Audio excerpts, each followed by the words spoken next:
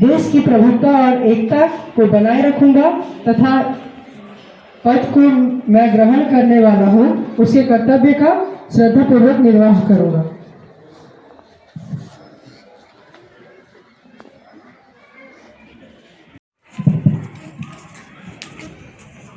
अहम भक्त्याग्रहणं करिष्यामि। अहम अंजलि कुमारी युवा संसदस्य सदस्या निर्वाचितः ईश्वरस्य नाम्ना गम्भीरतापूर्वकं शपथं करोमि यत् कानूनेन स्थापिते भारतस्य संविधाने मम विश्वस्य भविष्यति देशस्य सार्वभौमत्वम् एकता च निर्वाहयिष्यामि। अहं तस्य कर्तव्यं निष्ठायां करिष्यामि।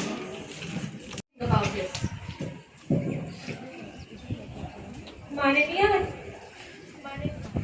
महोदय, आज मैं खड़ी हूँ श्री MS स्वामीनाथन के प्रति अपनी श्रद्धांजलि अर्पित करने हेतु। एक महान कृषि वैज्ञानिक जो हमारे बीच अब नहीं रहे, जिनके देहांत ने हमारे देश को एक गहरे शोक सागर में डाल दिया है। इनके ही कारण हमारे देश में हरित क्रांति की उत्पत्ति हुई और HY सीड्स का संस्थापन हुआ। ऐसे समय पर हमारी सरकार उनके परिवार के साथ खड़ी है।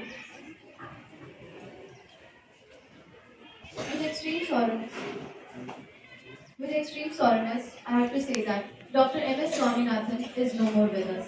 He, the father of Green Revolution, have gave immense contribution towards India. Educational rights for deprived children has improved gradually. Our look with corporated with NIA has already been working effectively on human trafficking in India and the neighborhood countries. I conclude the results culminated by I would like to address the opposition and like to ask if they could show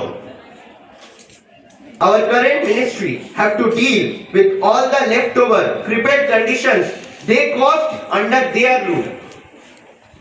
Thank you, madam. Any supplements? अध्यक्ष महोदय, मैं आपके माध्यम से पूछना चाहती हूँ कि आतंकवाद का स्वरूप आज साइबर आतंकवाद के रूप में देखने को मिल रहा है। साइबर आतंकवाद से निपटने के लिए भारत सरकार क्या कर रही है? Is very concerned about the safety in this highly technological world. Well then, I am happy to address the proactive actions our government has taken. भारतीय रेलवे ने पटना नई दिल्ली राजधानी को तेजस के साथ रूपांतरण किया है ताकि हम यात्रियों के बेहतर आराम का अनुभव एक नया युग से शुरू कर सकें। तेजस एक्सप्रेस की कुछ विशेषताएं हैं जो कि automatic entry doors, passenger announcement system, fire detection system, CCTV camera, laboratory bio toilets, supervisor toilet fittings, touch free soap and aesthetically pleasing colour scheme. तो मुझे लगता है कि हमें एक नए युग को स्टार्ट करना है ताकि हम रेलवे को मॉडर्नाइज कर सकें और जब रेलवे मॉडर्नाइज होगा तभी देश का विकास होगा। धन्यवाद। अध्यक्ष जी, जरा उनसे पूछिए कि तेजस सरकारी ट्रेन है या फिर private train? Concerned Minister, please answer. तेजस जरूर ही प्राइवेट ट्रेन है, मगर उसमें उस हिसाब से सुविधाएं भी दी गई हैं ताकि यात्रियों का सफर आराम से जा सके। और हमारी सरकार भी नए ट्रेन्स को बना रही है ताकि हमें प्राइवेट कंपनियों का सहायता ना लेना पड़े। जैसे एक बेहतरीन एग्जांपल आपके सामने वंदे भारत है, कभी उसमें चढ़ के देखिएगा तो आपको ऐसे पूछने की जरूरत नहीं पड़ेगी। धन्यवाद। हमारे देश के प्रगति करने वालों में से एक है। हमारे देश के प्रगति का आधार बनने वाले इन किसानों की प्रगति के लिए सरकार ने जो कुछ भी किया है वो उनका कर्तव्य बनता है। किसानों को बड़े कंपनियों से महंगे बीज और खाद खरीदने होते हैं।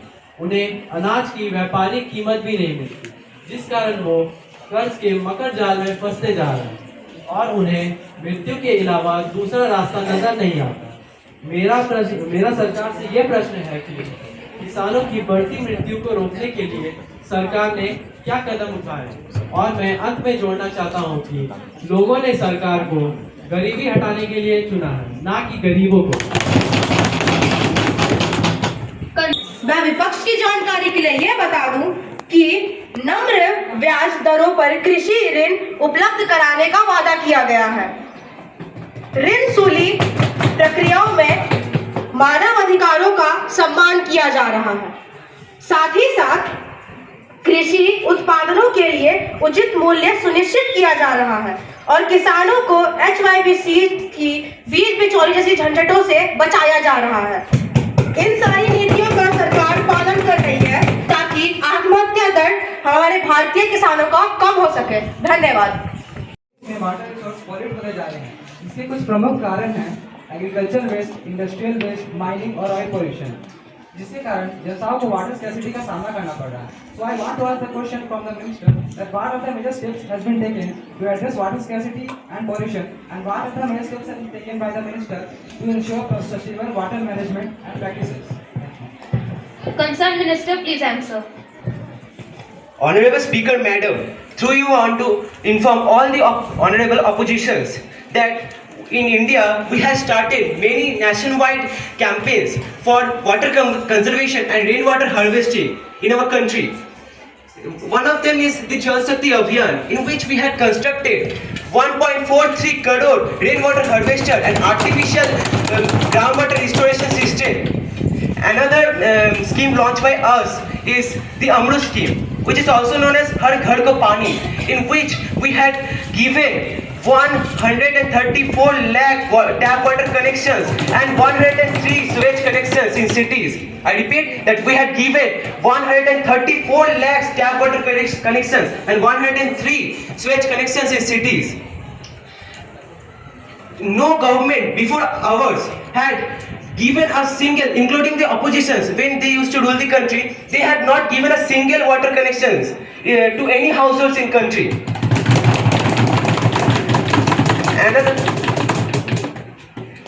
Honorable Speaker Madam, we in our ministry we had given treated 14.31 lakh waters and we had created 396.65 lakh cubic water capacity in our country. Thank you.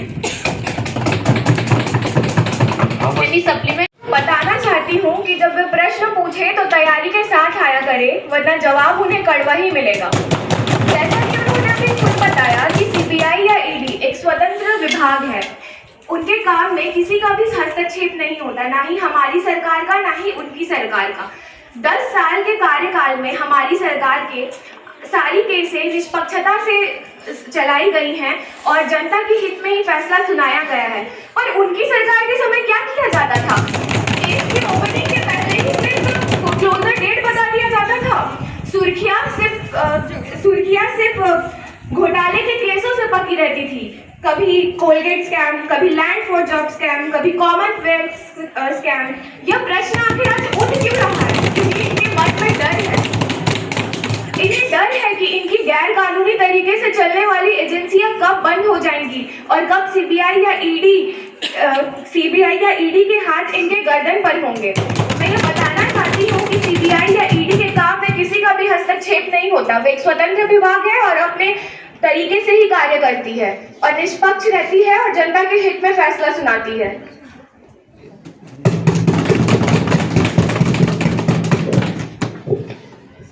Ministers, please present your bill. Honorable Madam Speaker, I want to introduce a new bill related to women empowerment. That bill is Women Reservation Bill 2024. Under this bill, 1/3 or